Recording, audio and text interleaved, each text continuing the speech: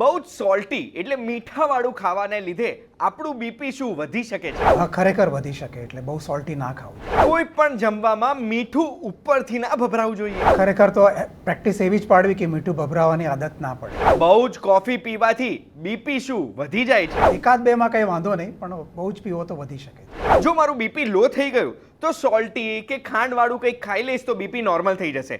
પણ મારું બીપી વધી જાય એના પછી મારે શું કરવાનું? થોડી વાર આરામ કરીને ફરી માપવાનું, અને જો ખરેખર વધારે જ રહેતું હોય તો પછી ડૉક્ટરનો સંપર્ક કરવો પડે. શું એક ઉંમર પછી બ્લડ પ્રેશર બધાને જ આવે છે? એવું જરૂરી નથી, પણ લગભગ 40 થી 50% લોકોને આવી શકે. એક વખત બીપીની દવાઓ ચાલુ કરીશું તો શું આખી જિંદગી ચાલુ જ રાખવી પડશે? 10 થી 20% બંધ થઈ શકે જો કોઈ કારણ મળે તો, અથવા તો વજન ઘટે તો, નહીં તો લગભગ ચાલુ જ રાખવી. હાઈ બ્લડ પ્રેશરની પ્રોબ્લેમ પુરુષોને વધારે હોય છે? એવું જરૂરી નથી ને. આજકાલ મહિલાઓમાં પણ બહુ બધું બ્લડ પ્રેશર જોવામાં મળે. ઘરમાં જો વડીલોને હાઈપર ટેન્શન કે બ્લડ પ્રેશરની પ્રોબ્લેમ હશે તો આપણને પણ એ પ્રોબ્લેમ આવવાના ચાન્સીસ વધારે રહેશે. ખરેખર હા, માતા પિતાને બીપી હોય તો બાળકોને પણ બીપી થવાનો ચાન્સ વધે. તો પછી આ બ્લડ પ્રેશર કંટ્રોલ કરવા શું કરવાનું? આનો જવાબ ટૂંકમાં ના મળે, એટલે તમારે ધ્યાનથી આ આગળનો વિડીયો જોવો પડે.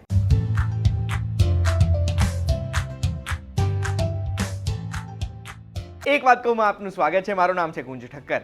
આજકાલની લાઈફ છે ને સ્ટ્રેસફુલ લાઈફ બની ગઈ છે.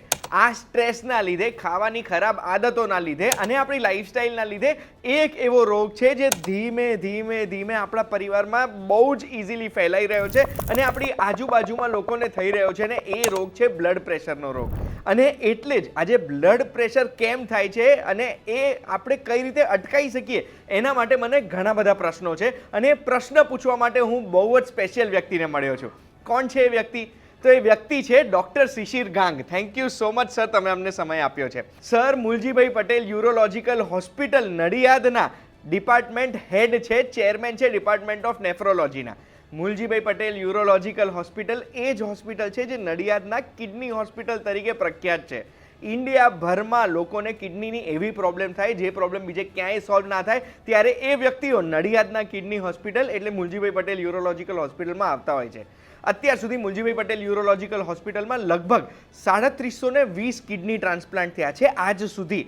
એમાંથી 2500થી વધુમાં સર ભાગ રહ્યા છે. 1997થી sir Muljibhai Patel urological hospital જોડે એસોસિએટેડ છે. અત્યાર સુધી 60થી વધુ ડૉક્ટરને ટ્રેન કર્યા છે. 35થી વધુ પબ્લિકેશન્સ થયા છે એમના રેપ્યુટેડ જર્નલ્સમાં. 50થી વધુ નેશનલ અને ઇન્ટરનેશનલ કોન્ફરન્સીસ સરે અટેન્ડ કરી છે. સર, આ ઇન્ટ્રોડક્શન તો તમારું મેં આપી દીધું. હવે પહેલો પ્રશ્ન જે હું તમને પૂછવા માંગુ છું એ જ છે કે આ બ્લડ પ્રેશર કે હાઇપર ટેન્શન હોય શું? નોર્મલી બ્લડ પ્રેશર આપણે જરૂરી હોય છે તાકી બધા અંગોમાં બ્લડનું સંચારણ થાય, પણ અમુક લેવલ ઉપર વધે એને હાઇપર ટેન્શન કહેવામાં આવે. દાખલા તરીકે 130 ઉપરનું અને 80 નીચેનું, એનાથી ઉપર જાય તો એને બ્લડ પ્રેશર વધેલું કહેવામાં આવે. તો પછી આ બ્લડ પ્રેશર વધી જાય કે આ હાઇપર ટેન્શન થાય એનું કારણ શું હોય, કેમ થાય છે? એના બે મુખ્ય કારણો હોય. અમુક વસ્તુમાં, અમુક રોગોના લીધે પણ બ્લડ પ્રેશર વધે, ખાસ કરીને કિડનીના રોગોથી બ્લડ પ્રેશર વધે. અમુક અંગોમાં એટલે કે એડ્રિનલ ગ્લેન્ડ કે અમુક ન્યુરોલોજિકલ પ્રોબ્લેમમાં પણ બ્લડ પ્રેશર વધે. પણ 70થી 80% લોકોમાં બ્લડ પ્રેશર વધે એનું મૂળ કારણ ઘણીવાર ખબર પડતી નથી, પણ એ અસર ચોક્કસ કરે છે આપણા અલગ અલગ અંગો ઉપર. તો પછી સર, આજે તમે વાત કરી કે મીઠું આપણે ઓછું કરવું જોઈએ, તો એ મીઠાથી બ્લડ પ્રેશર કેમ વધે ને કેમ આપણે મીઠું ઓછું કરવું જોઈએ? મીઠાથી ડાયરેક્ટ તો એટલું બધું બ્લડ પ્રેશર ના વધે, પણ જે લોકોને બ્લડ પ્રેશર હોય અથવા જે લોકોને બ્લડ પ્રેશરની તાસીર હોય એ જો વધુ મીઠું લે તો બ્લડ પ્રેશર ખરેખર વધે. એટલે એક વસ્તુ આપણા હાથમાં છે કે આપણે મીઠું ઓછું કરીએ તો બ્લડ પ્રેશર ખરેખર અમુક લિમિટ સુધી કાબૂમાં રાખી શકીએ. હવે મારી વાત કરું ને તો મારી આજુબાજુમાં એવા ઘણા બધા લોકો છે જેમને હમણાં રિસન્ટલી બ્લડ પ્રેશર ડાયગ્નોઝ થયું છે. તો હવે મારે અગર જોઈએ છે કે મને બ્લડ પ્રેશર ના આવે તો એના માટે મારે કઈ કઈ બાબતોનું ધ્યાન રાખવાનું ને શું કરવાનું? અને ખાસ કરીને જે લોકોના પરિવારમાં માતા પિતાને બીપી હોય એવા લોકોએ ખાસ કરીને પોતાનું બ્લડ પ્રેશર માપવું જોઈએ, ખરેખર બીપી છે કે નહીં. અને જો હોય અથવા તો બોર્ડર લાઇન પર હોય તો મીઠું ખરેખર ઓછું કરવું છે, નંબર 1.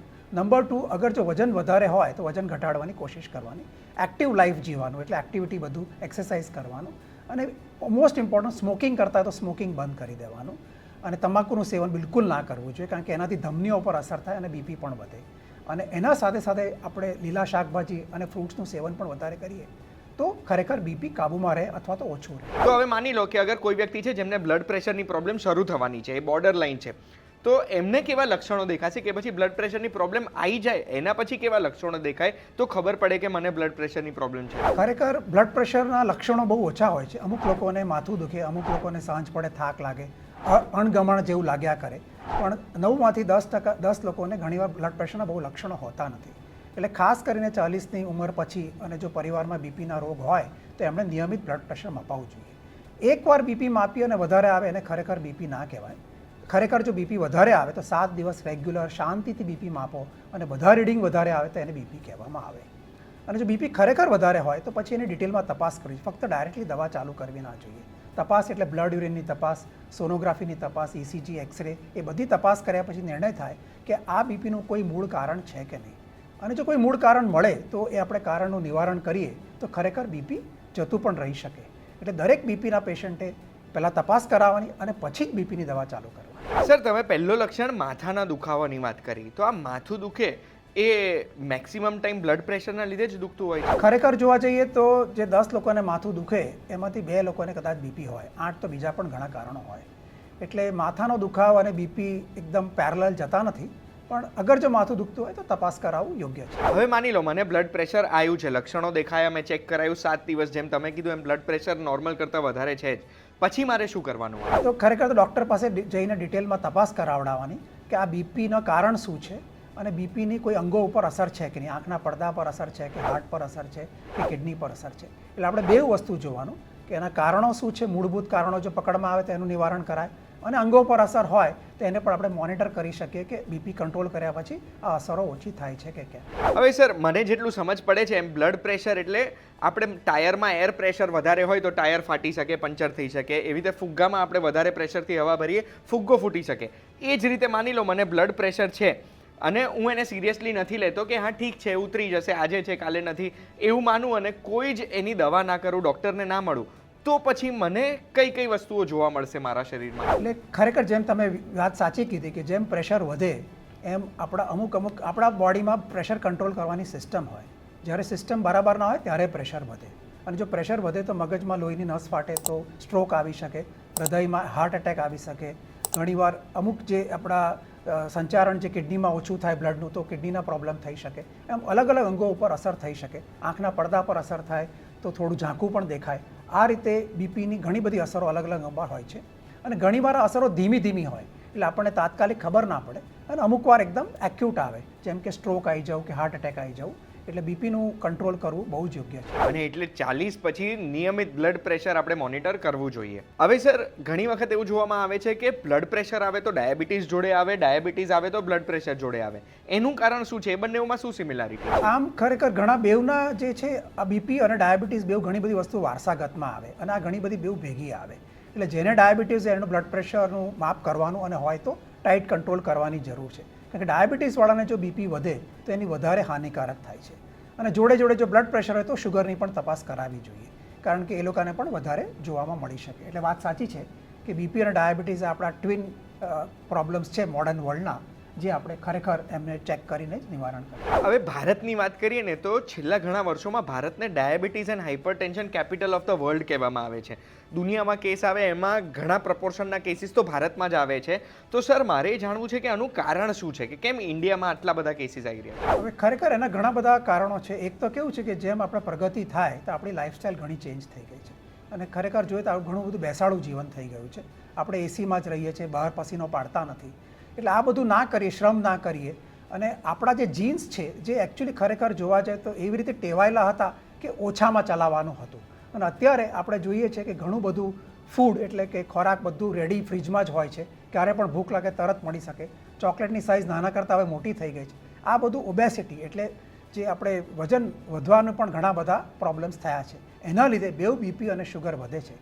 એટલે આ જીવનમાં આપણે જે પહેલાં જે ટ્રેનિંગ હતી અને હવે જે ટ્રેનિંગ છે એ પ્રમાણે બીપીના અને શુગરના કારણો વધ્યા છે, અને વધતા જશે જો આપણે ચેતીશું નહીં. એક વખત બ્લડ પ્રેશર થઈ જાય એના પછી એ ક્યારેય સાજું નથી થતું? એમાં એવું છે કે જો આપણે લાઈફસ્ટાઈલ ચેન્જ કરીએ, ખાસ કરીને જો વજન ઓછું હોય, વજન વધારે અને વજન ઘટાડીએ, રેગ્યુલર એક્સરસાઇઝ કરીએ, ખોરાકમાં મીઠાનું સેવન ઓછું, નમક એટલે ઓછું કરીએ, અને તો બીપી ઘટી શકે. અને જો બોર્ડરલાઇન બીપી હોય તો જતું પણ રહે. અમુક વાર બીપીના અમુક કારણો હોય છે, જેમ કે કિડનીના અમુક રોગોના લીધે બીપી વધે, કે અધુ એડ્રિનલ કારણના જે બીપી વધે, એ બધા જો આપણે કારણનું નિવારણ કરીએ તો પણ બીપી જતું રહે. પણ 70 થી 80% લોકોને, જે લોકોને બીપી હોય, આ બધું કરીએ તો ઓછું થાય, પણ દવાની જરૂર પડે, અને જો દવાની જરૂર પડે તો નિયમિત લેતા જ રહેવું પડે. અને એક વસ્તુ સારી છે કે હવે ઘણી બધી સારી દવાઓ આવી છે જેના સાઇડ ઇફેક્ટ ઓછા છે, ખર્ચ પણ રિઝનેબલ છે અને લોંગ ટર્મ લઈ શકાય એમ છે. અને ઘણો બધો સપોર્ટ સેવરલ આપણે ગવર્મેન્ટના સ્કીમમાં પણ છે, એટલે દવા દરેક વ્યક્તિએ લેવી જોઈએ અને લઈ શકે એમ છે. હવે સર, આપણે અત્યારે મુલજીભાઈ પટેલ યુરોલોજિકલ હોસ્પિટલમાં બેઠા છીએ, જે કિડનીનું ભારતનું બેસ્ટ હોસ્પિટલમાંથી એક છે. તો તમને આ સવાલ તો હું પૂછીશ જ, તમે બી ડિપાર્ટમેન્ટ ઓફ નેફ્રોલોજીના ચેરમેન છો, એટલે કે બ્લડ પ્રેશરનો કિડની ઉપર, આ કિડની સ્પેસિફિક પ્રશ્ન છે કે કિડની ઉપર શું અસર થતી હોય છે? એટલે કિડનીના રોગોમાં બીપી વધે, અને બીપી વધે તો કિડનીના રોગોની વધવાની સ્પીડ વધી જાય. એટલે નોર્મલી કેવું હોય કે કિડનીના રોગ આવે તો લગભગ 5%ની સ્પીડે દર વર્ષે ઓછું થતું હોય કિડનીનું કામકાજ. જો બીપીનું કંટ્રોલ કરીએ તો 5%ની જગ્યાએ 2%ની સ્પીડે ઓછું થાય. એટલે બીપી કંટ્રોલ એ સૌથી મોસ્ટ ઇમ્પોર્ટન્ટ મેથડ છે કે કિડનીના રોગનું ગતિ ઓછી કરવા માટે. એટલે બીપી અને કિડની બેઉ સંકળાયેલા છે. That's why it is called nephrology and hypertension. બેઉ જોડે સંકળાયેલા છે. બીપીનું કંટ્રોલ કરીએ તો કિડની પણ બચી શકે અને એનું પણ લાઈફ વધારી શકે. વાવ, ઘણી બધી વસ્તુઓ સર મને જાણવા મળી. મારા મગજમાં આવતા દરેક પ્રશ્ન બ્લડ પ્રેશરને લઈને મેં તો સરને પૂછ્યા છે. તમારો પ્રશ્ન જો રહી ગયો હોય તો કમેન્ટમાં પૂછી શકો છો, કે પછી સ્ક્રીન ઉપર દેખાય છે એ નંબર ઉપર કોલ કરીને મુલજીભાઈ પટેલ યુરોલોજિકલ હોસ્પિટલમાં ડિરેક્ટલી નડિયાદ ફોન કરીને પૂછી શકો છો. ડૉક્ટર શિશિર ગાંગ આપણી સાથે જોડાયા હતા. Sir, thank you so much, તમે અમને સમય આપ્યો, દરેક પ્રશ્નનો જવાબ આપ્યો, એવી રીતે આપ્યો કે અમે સમજી શક્યા.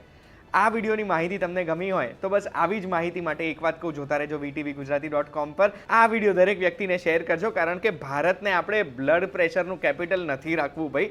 આપણે બ્લડ પ્રેશર એપિડેમિકમાંથી બહાર આવવું છે. આપણે ફરી મળીશું VTVGujarati.com પર. ધન્યવાદ. Thank you so much sir.